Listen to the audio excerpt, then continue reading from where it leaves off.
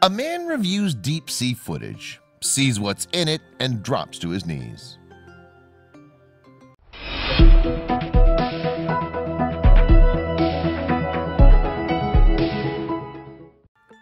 It started off as a scientific mission, but became a find that nobody could have foreseen. Our mission for this expedition is to explore what happens to deep-sea animals when a very important constraint is taken away from them, that of light.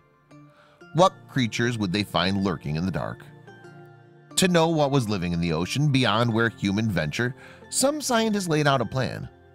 Nobody on land sees the ocean as it truly is, Johnson began, a shockingly pure and intense shade of blue.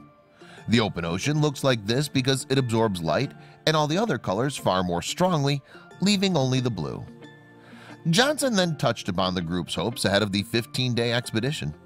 He said, "Our goal is to explore this dark world, where the limiting rules of blue sunlight no longer apply, and animals are free to wander in larger color space.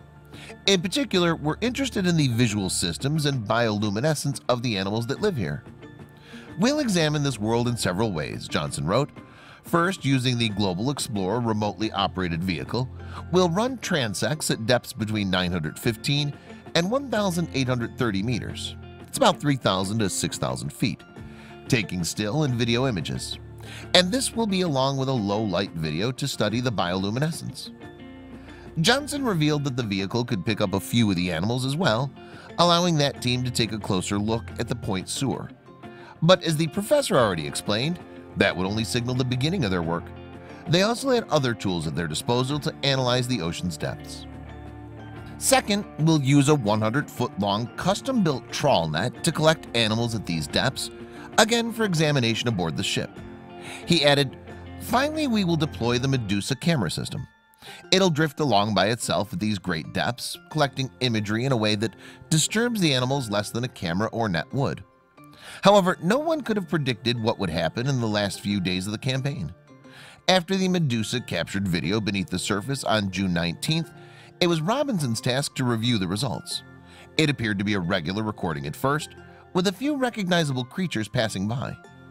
But as he continued to watch the footage, he was startled by some tentacles coming into frame. They wrapped themselves around the Medusa for a short period of time and then swam back into the darkness. And when that happened, he was quick to get the attention of his associates on board the ship. Widler and Johnson wrote, "We knew immediately that it was a squid. It was also big, but because it was coming straight at the camera, it was impossible to tell exactly how big. But big, at least 3 to 3.7 meters, 10 to 12 feet long." Quickly, those who could identify animals of this sort pulled out their identification books. Latin names for animals shot out left and right, and pictures were pointed to, Johnson and Witter continued.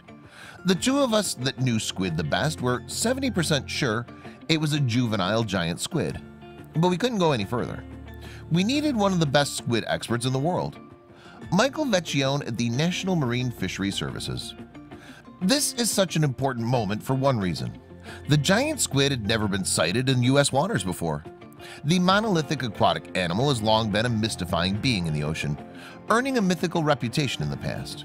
But in more recent times, we've been given tantalizing glimpses of the creature." Johnson and Witter wrote, "We found the squid after only 5 Medusa deployments, despite the fact that thousands of ROV and submersible dives in the Gulf of Mexico have not done so. This suggests that the animal does not like the bright lights of ROVs and that stealth monitoring can allow us to see what's never been seen before. We also found the giant squid here, only about 100 miles southeast of New Orleans," Witter and Johnson said. "The old maps often showed serpents at the edge with the warning, 'Here be monsters.' However, the monsters are here in our own backyard. It's not often appreciated, but half of U.S. territory is underwater, extending 200 miles or so from the coast." The pair wanted to make one final point on the subject via their post. After referring to the squid as a monster earlier, the pair wanted to make something perfectly clear in their conclusions. But it wasn't the only thing they brought up when rounding off their collective thoughts. "Most importantly, we did not find a monster," Johnson and Witter wrote. "The giant squid is large and certainly unusual from our human perspective, but if the video shows anything of the animal's character, it shows an animal surprised by its mistake, backing off after striking at something that at first must have seemed appealing but was obviously not food."